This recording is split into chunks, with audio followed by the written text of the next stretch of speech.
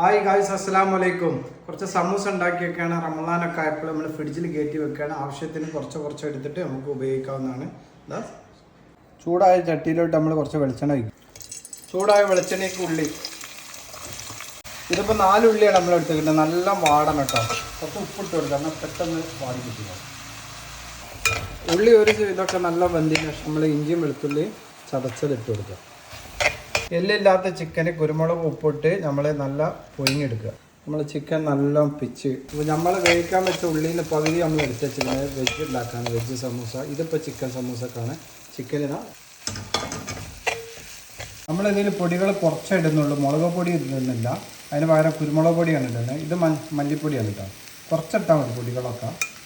പച്ചമുളക് നമ്മൾ ഇട്ടിട്ടുണ്ട്. ഇനി മഞ്ഞൾപ്പൊടി, കുരുമുളക് പൊടി.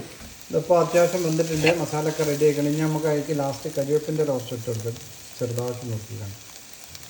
ഇനി നമ്മൾ വെജിനുള്ള റെഡി ആക്കണം. ഇടിച്ച ഉള്ളി ഇട്ടിട്ട് നമ്മൾ ക്യാരറ്റ് ചെറുതാക്കി മുറിച്ചത്, ഉരുളക്കിഴങ്ങ് ചെറുതാക്കി മുറിച്ചത്